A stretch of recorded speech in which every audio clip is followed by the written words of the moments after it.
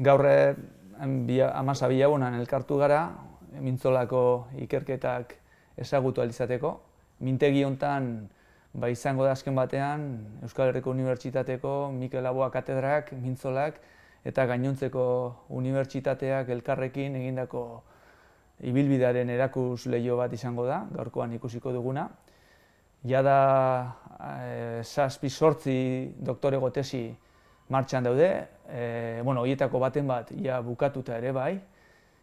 Urte batzuk atzera master bukaerako lanen sariketekin ere hasi ginen, eta bereziki duela 2 urtetik hona gradu bukaerako lanen sariketa martxan jarri dugu berritzailea den ekimen bezala. Iaz 19 lan aurkeztu ziren, aurten 12 eta esan behar epaimailako adierazita benetan oparoak eta onak direla aurkeztu diren lan guztiak, maila altukoak. Eta era berean, 6 urte daramatzat mintzolako patronokide izaten, Euskal Herriko Unibertsitatearen ordezkari bezala. Eta nik patrono ibilbide hori bizi izan dut emoziotik.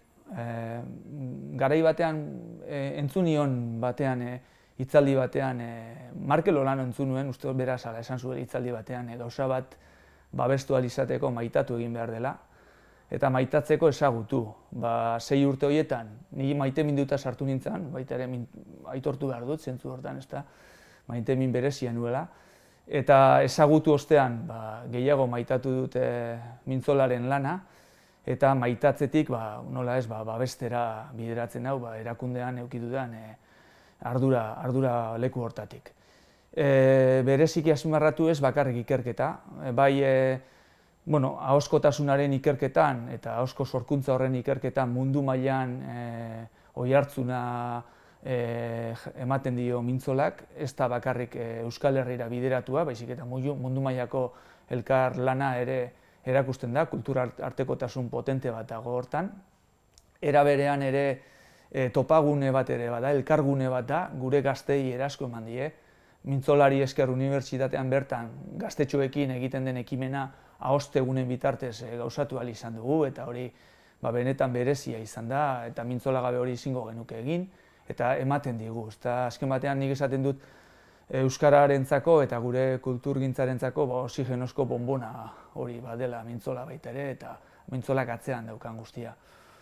Eta azkenik bai somatu izan dut, urte bukaerara heldu ezinik askotan ibili dela mintzola finantziazioaren ikuspegitik, ze proiektua erraldoia da eta gauza asko egiten ditu, eta hortako sostengua behar da, eta Gipuzkoatik sostengu handia ematen zaio.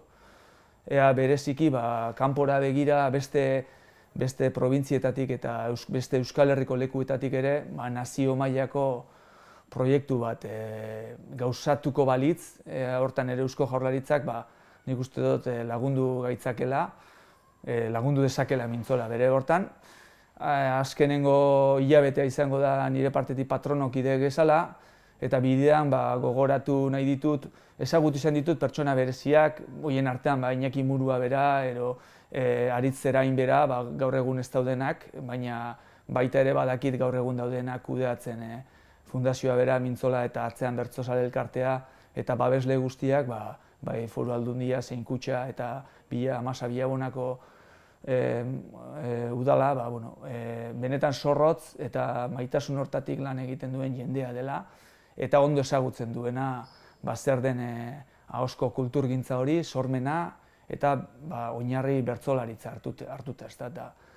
Hori azpimarratu nahiko nuke, ez dakit, ohore bat dela, niretzako ohorea izan da, Euskal Herriko Unibertsitatearen ordezkari bezala, eta beste barik opa dio da mintzolari, arrakasta etorkizunean hori izango delako euskararen eta euskal kulturaren eta gure herriaren arrakasta baita ere.